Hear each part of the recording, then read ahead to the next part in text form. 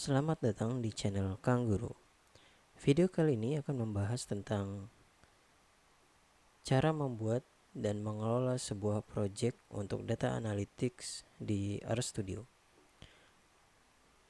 Dan di pembahasan kali ini terdiri dari dua bagian, dan video ini adalah bagian pertama.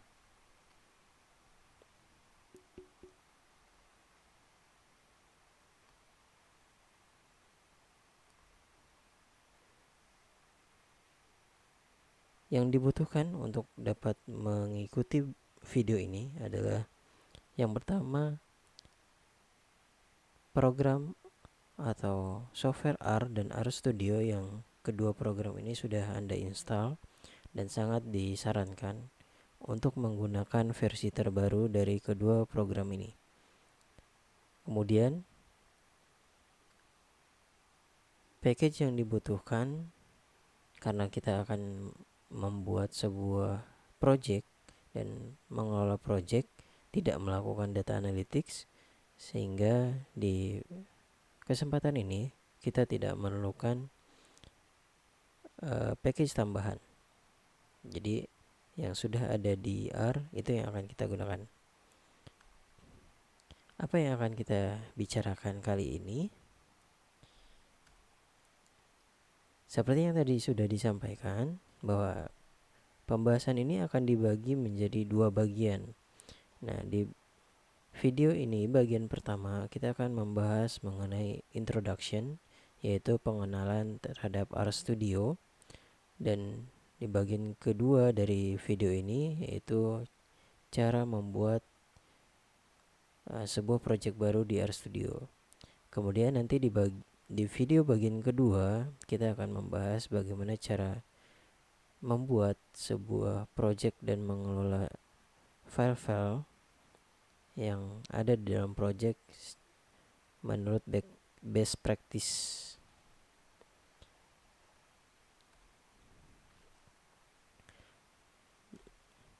Bagi Anda yang belum pernah mengenal RStudio atau belum pernah menggunakan RStudio, jadi RStudio ini adalah salah satu software yang cukup banyak digunakan dan salah satu software yang sangat diakui, yang memudahkan ketika kita menggunakan R, ya, membuat sebuah program melakukan data analytics menggunakan R. RStudio ini adalah sebuah Integrated Development Environment atau IDE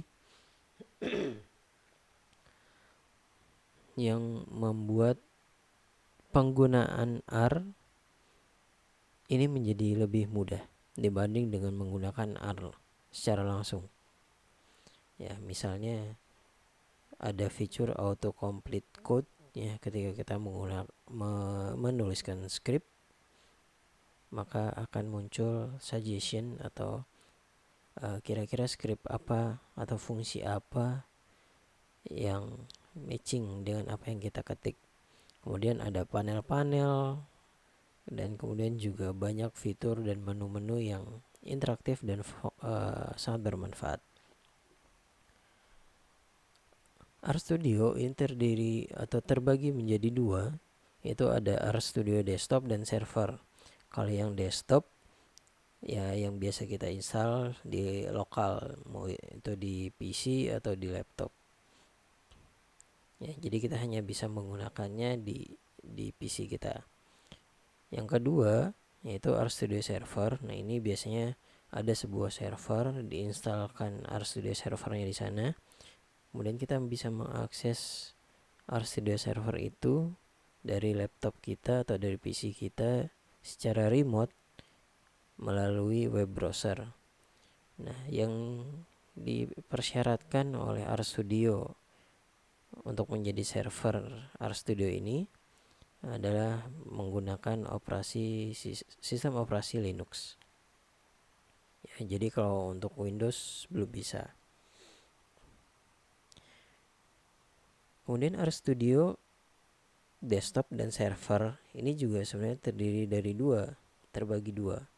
Jadi kalau RStudio tadi dibagi dua, ada desktop ada server, dan RStudio Desktop dan Server ini juga masing-masing terbagi dua, ada yang versi gratis dan ada versi berbayar atau commercial edition. Untuk lebih jelasnya mengenai harga bisa Anda lihat di situs atau web rstudio.com. Nah, bagi Anda yang belum pernah install atau download RStudio, Anda bisa install dengan mendownload terlebih dahulu pada web ini rstudio.com products RStudio download.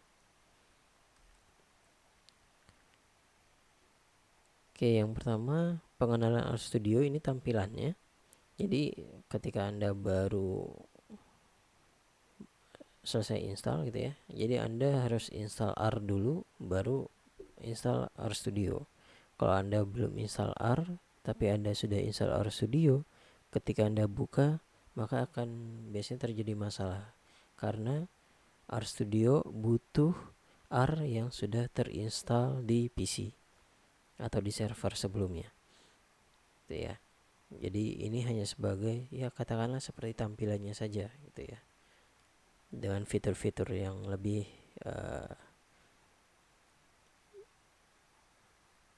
menarik begitu. Oke, biasanya kalau yang baru install kemudian dibuka tampilannya warnanya putih, tapi ini RStudio saya sudah saya sedikit modif tampilannya sehingga lebih senang menggunakan warna lebih gelap. Oke, yang pertama RStudio ini di atas ada menu ya, menu, kemudian ada toolbar, kemudian biasanya terdiri dari 3 panel utama ya. Panel yang pertama terdiri dari konsol, terminal, jobs biasanya. Kemudian di bagian konsol ini ada biasanya versi R yang sudah diinstal. Nah, di sini Anda bisa mengetik atau membuat program secara langsung di bagian konsol. Kemudian panel kedua itu adalah environment, history, connection, dan di versi yang terbaru RStudio ada tutorial bagi Anda yang ingin belajar cara menggunakan R. Kemudian di panel ketiga ini adalah biasanya ada tab atau tab files, plot, package, help, dan viewer. Kita akan singkat saja membahas RStudio ini ya. Nah, kemudian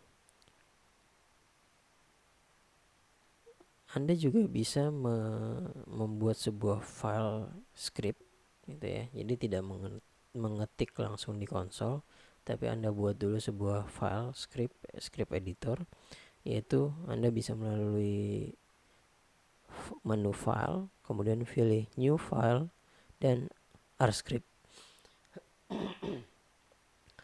Atau Anda bisa menggunakan shortcut dengan menekan tombol Ctrl, Shift, dan N.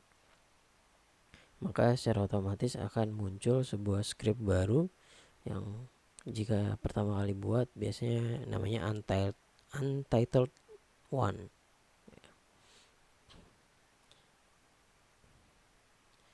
Oke, yang kita akan bahas berikutnya yaitu membuat project di RStudio. Cara membuat sebuah project baru di RStudio ini ada 3 cara. Yang pertama melalui menu file, kemudian pilih new project. Cara yang kedua yaitu melalui toolbar dengan mengklik tombol atau toolbar ini ya, logo ini. Dan cara yang ketiga di pojok sebelah kanan atas di bawah tombol close ya, ini ada project none. Jadi pilihannya bisa project none, kemudian pilih new project. Kalau Anda sudah pernah buat project di RStudio, Anda bisa pilih open project.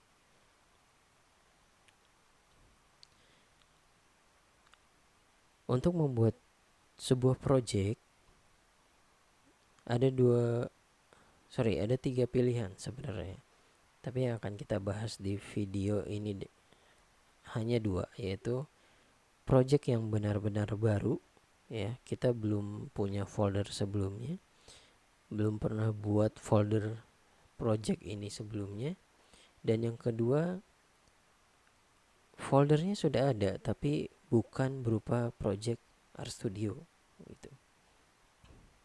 Nah, di video kali ini yang akan dibahas adalah kita membuat sebuah project baru, benar-benar baru. Jadi kita belum buat foldernya. Ya, kita pilih new directory, kemudian akan muncul pop-up Windows seperti ini, yaitu project type atau tipe project. Pilihannya ada macam-macam, tergantung dari package apa saja yang sudah Anda install di RStudio atau R ini. Pilihan yang pertama adalah new project. Ini yang benar-benar baru, ya. Foldernya nanti akan dibuat baru. Kemudian R package ini untuk membuat package. Jadi sudah disiapkan template-nya. Jadi folder apa saja yang minimal harus ada ketika Anda ingin membuat sebuah package untuk R.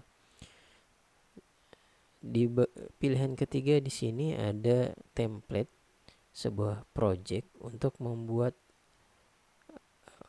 web aplikasi, ya, yaitu Shiny Apps dan seterusnya. Nah, sekarang kita pilih new project, maka akan muncul tampilan seperti ini. Yang pertama, kita tentukan nama project. Nama project ini nantinya akan menjadi sebuah folder di dalam, atau menjadi subfolder di dalam folder learning ini.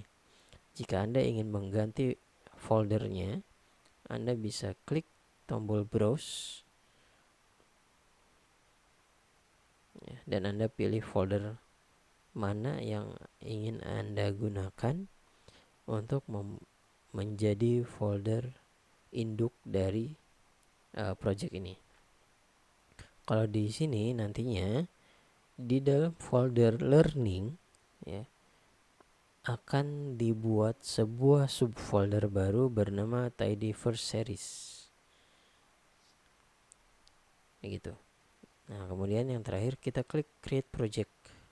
Nah, setelah itu Anda bisa cek ke dalam folder learning, maka di situ akan ada folder namanya Tidyverse Series sesuai dengan yang kita ketikkan tadi di nama project atau di nama directory-nya, dan minimal ada 2 file ini, 2 entitas ini, yaitu folder yang hidden sebenarnya. Jadi mungkin di Anda yang pengaturan Windows Explorer-nya tidak menampilkan hidden folder atau hidden item, mungkin hanya akan terlihat satu file, yaitu tidyverseseries.rproject, ya. Ini semacam file yang menyimpan settingan dari project kita, yaitu seperti tampilannya, pengaturan lokasi panel, kemudian script apa saja yang terakhir dibuka, seperti itu. Nah, sebagai latihan, ada satu challenge untuk Anda. Anda coba buat sendiri seperti yang tadi sudah dicontohkan, membuat sebuah project. Katakanlah nama projectnya my project. Kemudian Anda tentukan sendiri foldernya di mana yang akan Anda gunakan. Nah, yang nantinya Anda bisa gunakan untuk ya, Anda katakanlah semacam latihan, dan mungkin Anda bisa gunakan untuk pekerjaan atau project data analytics Anda yang lain. Jadi yang pertama, pilih file ya, menu, atau pilih melalui 3 cara tadi yang sudah disebutkan sebelumnya. Kemudian pilih new directory, new project, kemudian kasih nama projectnya apa. Kemudian kalau Anda ingin gunakan Git, maka Anda bisa create Git repository, dan tentu saja Anda harus sudah install program Git. Kemudian klik create project button atau tombol create project seperti tadi. Baik. Pembahasan selanjutnya yaitu best practice untuk membuat sebuah project atau pengelolaan project. Ini akan dibahas di video bagian kedua selanjutnya. Jadi Anda bisa tonton video berikutnya di channel ini.